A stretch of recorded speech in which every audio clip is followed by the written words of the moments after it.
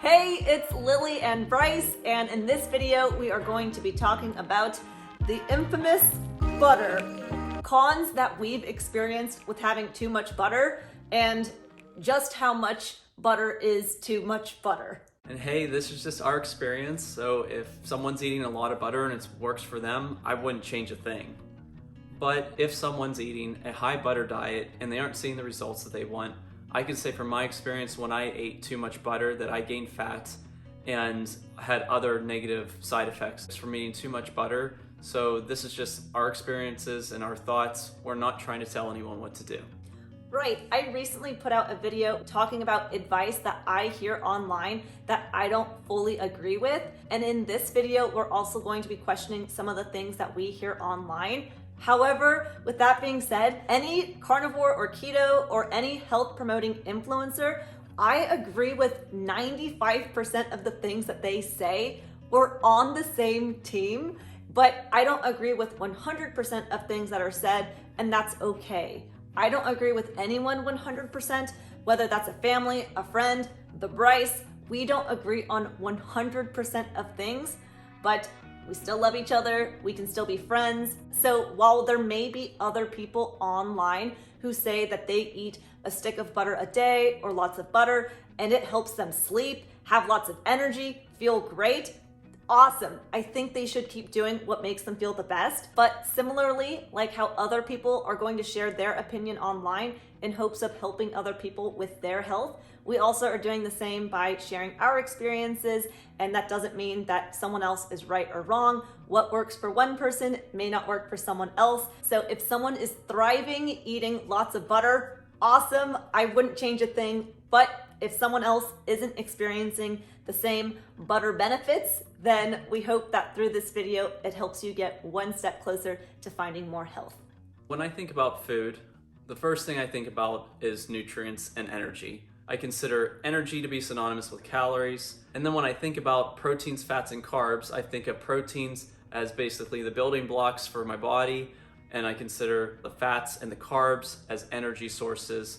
So butter is fat. Fat is energy. There are other forms of animal fats that provide just as much energy as butter. Right, when I eat butter, I'm purely eating it because I'm trying to get in more calories, get in more energy. I'm not trying to eat butter to get lots of nutrients. If on the days where I'm having chicken or fish or leaner pieces of meat, then I want to add more fat, add more energy, though it doesn't have to be butter. If I were to eat a whole stick of butter, I'd be getting about 800 calories and 92 grams of fat. It is very high in vitamin A. Beyond that, as far as vitamins and minerals go, it's honestly really low in B vitamins for the amount of butter that you're eating. It has very little calcium, copper, iron, magnesium, manganese, phosphorus, potassium, selenium, and zinc. If you have salted butter, then you would be getting a good amount of sodium, but in general, that's from the salt, not the butter. And we don't try to hit the RDAs, we don't try to hit the recommended daily allowance guidelines for nutrients, but that doesn't mean that we completely dismiss the fact that we do need magnesium or selenium or iron or potassium. And so if half of my calories are coming from butter, then I'm going to be sacrificing eating other foods that are going to have those minerals and B vitamins. And so I think that a high fat diet can be good, but I don't think that eating a high butter diet is as optimal. There's just other foods that I could eat that will give me fat, but other nutrients. For me, I wouldn't just eat butter every day. I would cook with other fats too, like tallow, lard, ghee, and even suet. You can get some suet and you can melt that down and eat that as well. Or instead I could just focus on eating fatty animal foods in general. Things like egg yolks, bacon, ribeyes, pork belly, rack of lamb, full fat dairy, chicken skins, beef trimmings, bone marrow, and the list goes on. There's plenty of different sources of fatty animal products that can be eaten beyond butter, and they all have different nutrients in them. And I guess that's kind of where some of our concern comes, is just it's so hyper-focused on butter when there is so many animal foods that are high fat that can be used to get more nutrients into our bodies. And that's a great point, because I've been working with someone who has over 100 pounds to lose, and they're eating a high butter diet. They're eating about 800 calories from butter and then about 10 ounces of meat a day. So in total, they're eating about 1,600 calories, half coming from butter. And this person, even though they have 100 pounds to lose and they are under eating, they're gaining weight. And I think the reason for this is because this person is nutrient deprived. So similar to when I was eating more of my standard American diet and I was having, let's say, chicken and broccoli, but then cookie dough and chips and soda, I was eating about 1,800 calories and I was gaining weight. Whereas now I eat more calories, but I don't gain the weight. And so I think the reason for that is because when I was eating those processed junk foods in my standard American diet, I was nutrient deprived. So when I did give my body some nutrients, it held on to it and it didn't let go of the weight because it was going in starvation mode, nervous that it wasn't going to keep getting nutrients. So similarly, for this person who, you would wonder, why would somebody be gaining weight if they have 100 pounds to lose and they're under eating? I'm thinking it's because they're nutrient deprived. So rather than focusing on eating more butter, I would focus on eating more nutrients. So our bodies give us little signals when we're nutrient deprived. So for example, if someone's eating 2 pounds of meat and then they add a stick of butter to it, you don't even have to track your calories to know that they're most likely going to gain weight if they already aren't losing weight on just the 2 pounds of meat. So if they add the butter, they're going to have too many calories, too much energy for the body to be able to lose the weight.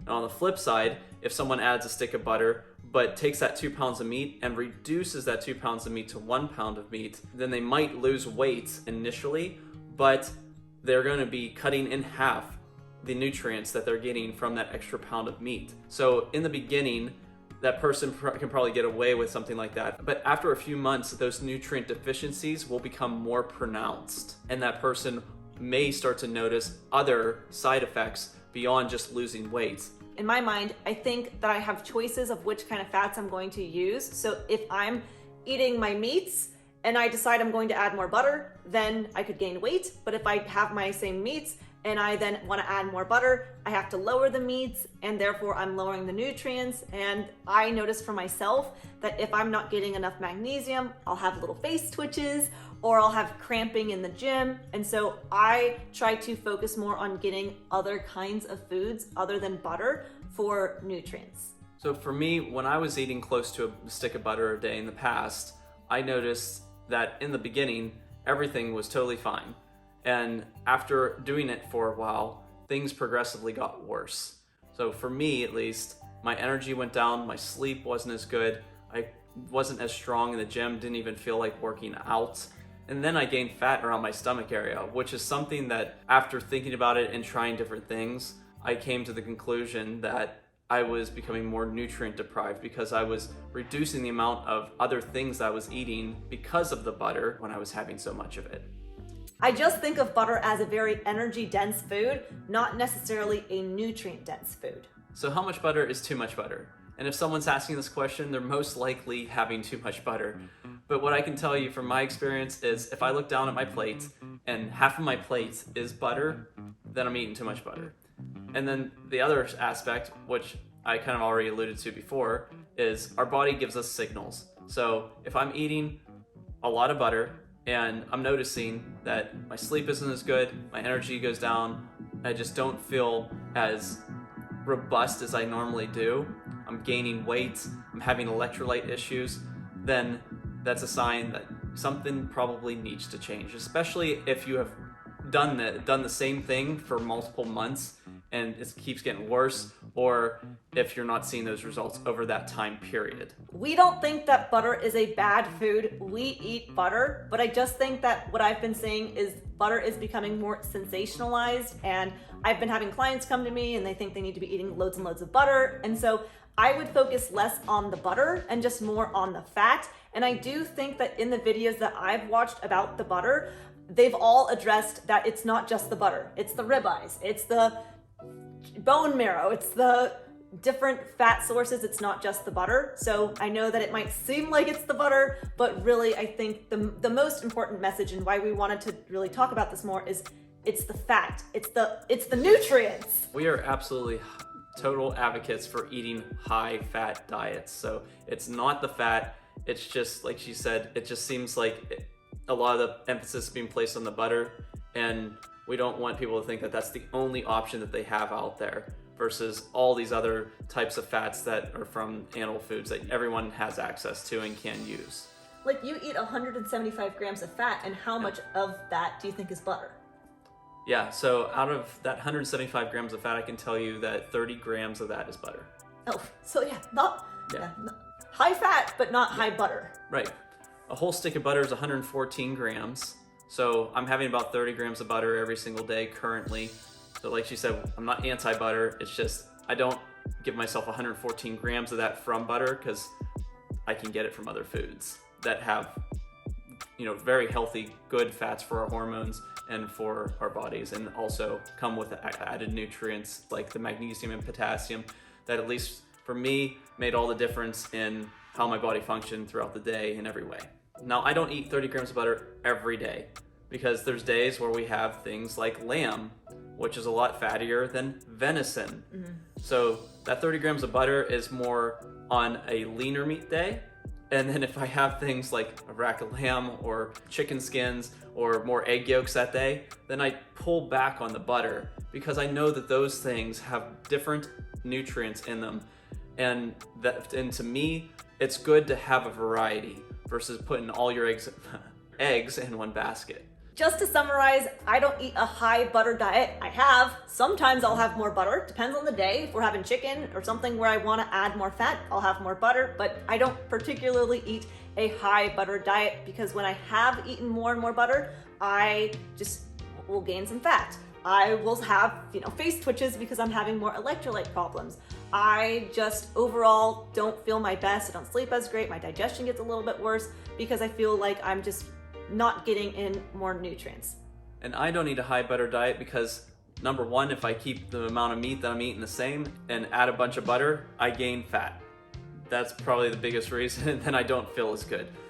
On the flip side, if I prioritize the butter but reduce the amount of other meats that I'm eating, then I become more nutrient deprived. So there's a sweet spot for me, and that's why butter's a toll. We hope you guys got some value out of this video. Make sure to give it a thumbs up, subscribe. Hope you have a happy rest of your day, and we'll see you in the next video.